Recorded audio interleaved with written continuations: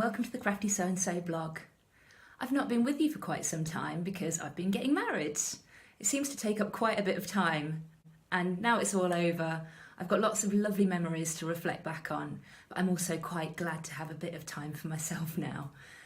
It's funny when you've just got married, you have such a big build-up, and I did so much for the wedding and really enjoyed all of the crafting that I did and all the DIY. But once it's all over, you do have that feeling of what's next, and I have to admit I was raring to go. So this month has been quite a productive month for me in terms of making, and I've made quite a few things which I'll share with you in just a little bit. So I'm sorry that I haven't shared very many of my wedding photos with you yet. I'm actually still waiting for the professional photos to come through. So once they do come through, I'm going to do a proper vlog with lots and lots of photos and lots of information all about my DIY handmade wedding dress and all the crafty bits as well that we did. There's loads to share, so it'll have to be a separate video. But yeah, I'll post that still on the Crafty Sew&So blog, so you can all see. I'll also be posting on my own personal blog, and I'll share details about that in that video. So I'm coming to you with some really exciting news today. Something that I've been wanting to share for a little while, but I just need to get everything confirmed first. And now it has been. I'm really excited to tell you that I'm going to be on the Sewing Quarter. Next Monday, 30th of July, I'm going to have to get up nice and early to get onto TV for 8 o'clock in the morning. And then I'll be demoing two of our patterns at 8 o'clock and at 10 o'clock. So the Sewing Quarter is a shopping channel with a difference. Not only do they sell products, but they also demo potential techniques, how to actually make the garments and products that they are selling. There's some really fantastic guests that they get on. And the newest ones joining alongside me are Lisa Lim, bag making extraordinaire, who I met on my screen test, and she is so lovely. So I'm really excited to be debuting along with her.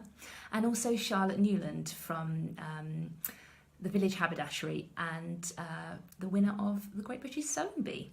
So I am very proud to be amongst such talented fellow designers and makers, and I can't wait. I'm really excited.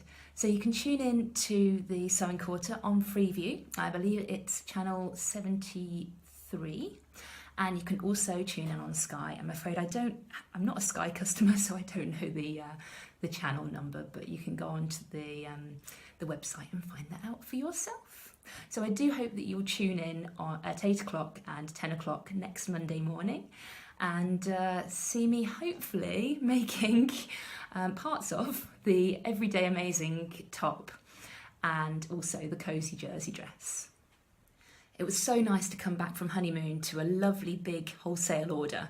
We'd been planning to wholesale for quite some time, but we just hadn't had that catalyst to really get us going with it, and various other things, like the wedding, getting in the way. But we now have everything ready to go. We've updated our envelopes, and we've also titivated our booklets, and they're looking absolutely fantastic. So hopefully you'll be seeing them in some other local retail stores near you.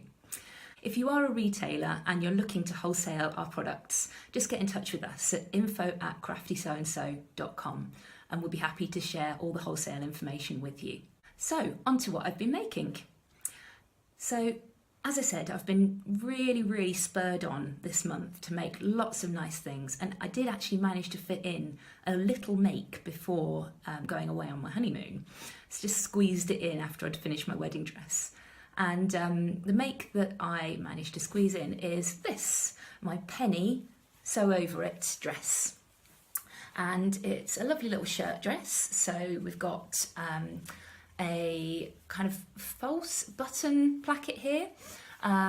It's created by adding on a facing to the front, which isn't on the back, and then kind of top stitching it in a way that makes it look like a button placket, but it's kind of outside facing almost.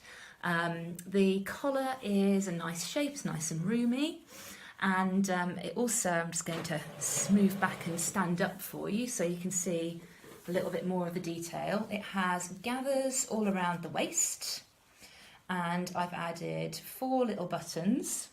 So yeah, 4 little buttons. One of them I've not done up because I felt like it was a little bit high. I felt a little bit too prim and proper like that.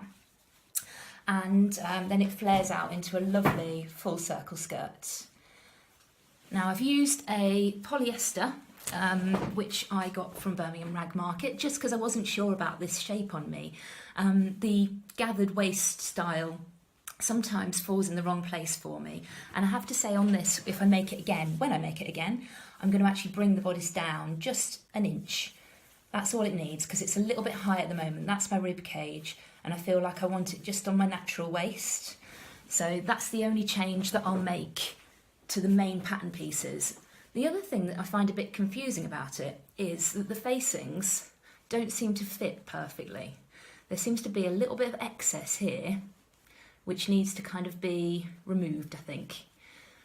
Might be that I haven't quite put the facings in properly. There's a little bit of a kind of bump of extra facing just here.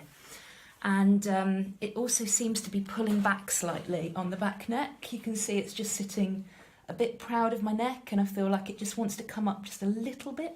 The seam's just here, and maybe it needs to just come up literally a case of centimetre and a half. But I think that will make all the difference. So I'll be doing a few little edits to this pattern. And then I will be remaking it because I really like it. The gathers just here, I don't feel are gathered enough either. I'm such a fusspot, aren't I?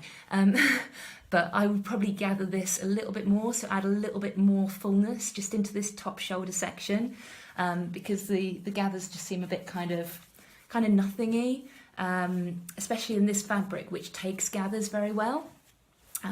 It's a very lightweight polyester crepe, and it just it is cheap, but I love the print, so you just have to go with it. And because it's polyester as well, it does stick like mad, so I'm getting some serious static going on. So I've actually just got a little kind of slip underneath it that I made. I just made myself a little jersey tube skirt to wear underneath dresses like this.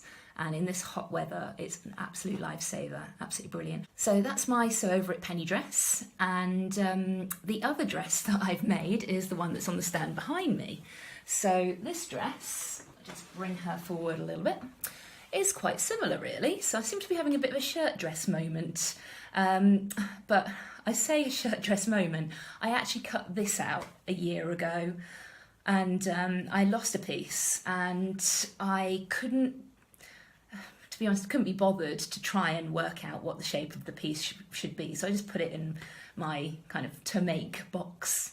And the other day when I was having a good clear out, I found the pattern piece. So I was able to cut another piece, because fortunately I still had some of the fabric left. And I made this up. So it's taken me approximately a year and 2 days to make up, because it was such a quick make once I actually found the pieces for it. I really like this. It doesn't look great on the mannequin, I have to say. I think my mannequin has got quite a straight back, whereas, like I was saying, I've got a very curved top back, and I've got a sway back as well, so that means my back goes in at the base, and I've got more prominent shoulders. All the quirks of dressing a human body rather than a mannequin. So on the mannequin, the collar is looking quite far back, but on me it comes forward a little bit more, which I really like. I also really like the V. I'll pop a little photo in here of me wearing the dress, because I think when it's on, it looks a lot better than it does on the mannequin. So on the mannequin, you can see I've just pulled it in with a waist belt. Probably got my mannequin set a bit small actually, because it's looking a bit baggy. And obviously, lady mannequin does not have the bust that I have. I'm a D cup, and mannequins are usually about a B cup. So I think I fill this out a little bit better than the mannequin. But it's always good when clothes look better on you than on your dressmaker's dummy. So again, this had quite a few buttons. My machine did very well on those. It was an easy make, very simple, full circle skirt, lots of volume. I say full circle skirt, I think it might be, no, it's a half circle skirt. half circle skirt.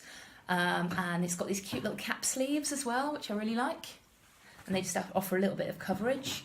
Round the back, just switch this, we've got little gathers along the back yoke. Again, love these, they're especially on my back, they're really flattering and comfortable. And at the front, we've also got these little gathers just here, which go into a little yoke. So I've just realised I haven't actually told you what this dress is. It's the Sewaholic Nichola dress. And again, it's a pattern that I picked up probably 2, maybe 3 years ago when the shop first opened. And I've been meaning to make it for a while. So I'm glad I have now. And I probably will make another one. I might make a little shirt version because I'm desperately in need of little shirts to wear with my skirts. So I've got quite a few all the cute skirts, like gathered skirts and A-line skirts now, and I just need little tops to go with them.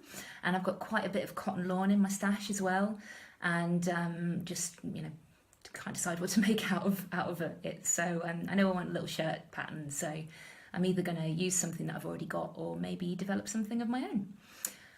So yeah, that's 2 of the main makes that I've made.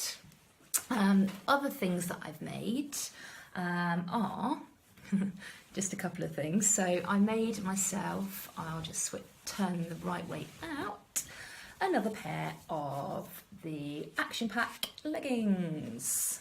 And this time I made them 3/4 length because we've been experiencing extreme heat waves. And to be honest, I haven't been out running much. I've been doing a bit here and there. Matt very kindly bought me some trainers for my birthday. And although it doesn't sound like a very exciting present, I am actually really excited about them because they are so comfortable. I have so many foot problems. It's amazing what a difference a pair of trainers can make. So I went for a gait analysis, which is where they like look at how you're running. And yeah, and I got some new, very fancy, very bright orange trainers. So you will definitely see me coming when I'm running around our local park in my bright orange trainers and my space leggings.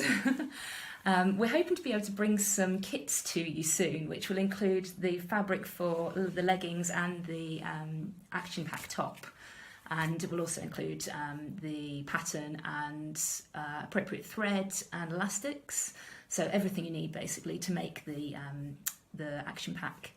So if you are interested in that, please leave me a comment in the comments below, because we'd love to know what you think. The packs at the moment are looking around £75-ish for enough to make the top and the leggings, and probably enough fabric, depending on your size, to make another top as well.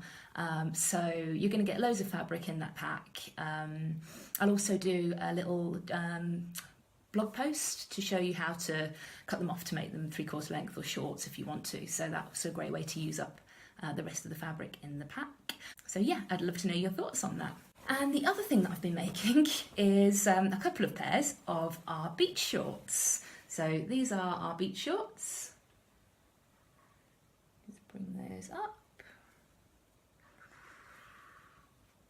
And they were a project we did for Love Sewing magazine. Now we've started collaborating with Love Sewing magazine a little bit more, so you'll be seeing lots more from us over the next few months. And our first project was a Pinto Cami and beach shorts. So we wanted to go for something nice and summery, easy makes with some details. So I think you can still get the magazine in shops at the moment. It's issue 50 and it should be out until the end of the month. So I basically made the shorts the way that they are in the magazine, but I did make a few additions to them. So the main things that I did was I added some hardware. So we've got some eyelets just there and a little bit of leather cord. Now the leather cord was something I picked up from a, I don't know what you call them. It's a place where you go to get things that have been discarded by factories. And for a while I had a card for the local place. It's called the Phoenix Zero Waste Centre, I think, or something like that. And unfortunately it shut down in Leicester, but before it shut I got quite a few bits and pieces from there. So one of the things I got was this leather cord, and I think it looks really nice. It adds like a little utility touch.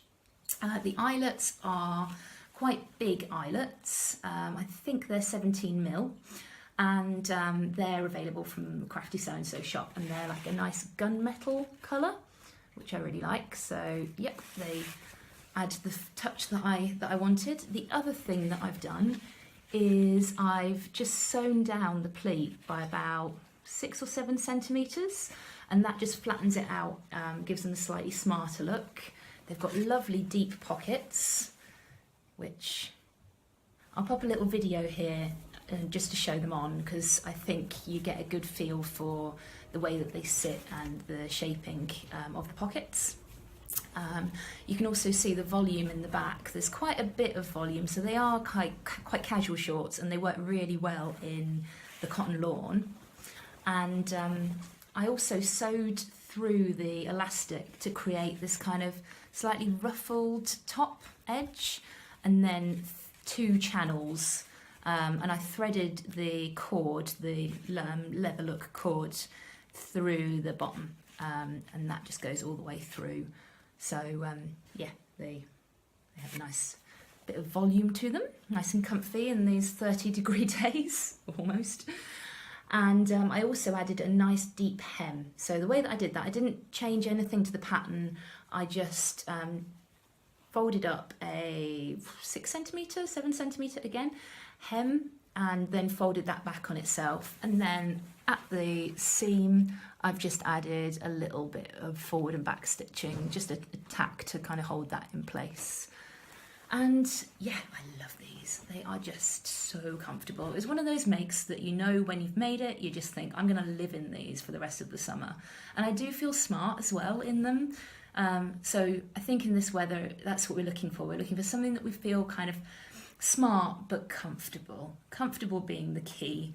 So yeah, these are just perfect for that. So we've got loads of different cotton lawns in our shop. This one's a Lady McElroy cotton lawn, and unfortunately we are out of this. I popped the picture up on Instagram about a week ago, and immediately fabric just went.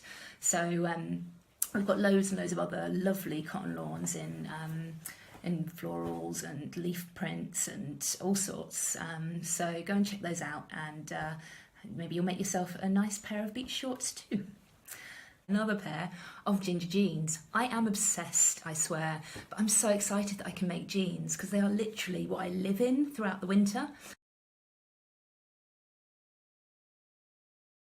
So yeah, like I said, it's another pair of ginger jeans by Closet Case Patterns, and just tuck those pockets in there. I haven't put the belt loops on yet, they're still to come, but they are made in our lovely rose pink twill fabric. You can see it's got a slight sheen to it, which is really lovely. This has been washed, I've just washed the fabric once. So I think as I wash it, they'll start to kind of peach up a little bit, which has happened with the previous twills that I've had. They haven't lost any of the colour, but they've just kind of got that nice brushed, kind of washed feel to them. So yeah, I think they'll just grow nicer and nicer with age. I obviously also need to still put a button on, but I'm undecided about whether to put a silver button or a gold button. At the moment, I kind of think a rose gold with this would be so gorgeous. And Prim have just started doing some rose gold coat fastenings, like poppers and things like that. But I do think it needs to be a button, because a friend of mine used a popper, which isn't what you want. I have got a gold zip in there, so just a little gold zip. So maybe it would be nice if it was just gold. So I might be able to find myself a little gold jeans button. That would be nice. And then I've got my belt loops, and I'm thinking about adding like a little gold patch to the back. So if I do, I will pop all the photos of that on Instagram, and you'll be able to see what I decided to do. So the other thing I love about ginger jeans is that you can add all the fun on the inside, and I've added this really cute little cat's print to the waistband, which I just love. It's so gorgeous. I've been looking for a way to use this in a garment for a long time, because I've kind of gone off wearing character or conversational prints as outerwear. And I think we're seeing the same with a lot of our customers. They're still using the character, the conversational prints for craft projects, but not so much for clothing. So we've kind of all grown up together, and we're now onto florals and nice, sophisticated, beautiful plain fabrics as well. So you'll be seeing a lot more of that kind of thing coming into our shop. So the jeans look much better on, and I'll pop a little photo here just to show you. And the great thing about having made these jeans 5 times now is that I've got the fit spot on. It's just fantastic. They go in where they should, they go out where they should. The actual pattern, the way that I've engineered it is bizarre. You know, it makes me look like I've got these massive calves, but it fits. And now I know why no commercial high street, they're mine, I'm proud of them, and I have a pattern that fits. So let's celebrate the curvy legs. So that's all my makes for this month so far. Next month I will be coming back to share with you my August makes. At the moment I've got a few things going on that I can't really talk too much about. We're developing our new My Handmade Wardrobe pattern, which relates to an event that we will be announcing very soon. And we've also got our Sew Leicester meetup coming up in September, so we'll be sharing lots more information about that with you over on our blog and on our Instagram and Facebook and in our newsletters. If you're not signed up to our newsletters, it's the best way to find out about all the latest news and make sure that you're really kept up to date with what's going on, both in the shop and online for Crafty Sew&So. So on our website, down at the bottom, you'll find a little sign-up box. If you just sign up there, it's very quick, and it's all GDPR friendly, so you don't need to worry about that. And yeah, we'll look forward to sending you all our news. Please subscribe and pop down some comments in the boxes below. We always love to hear what you think, and let me know what you'd like to see me make next, because right now for August I don't have that many plans. So if there's anything that you fancy seeing me make, then the floor is open.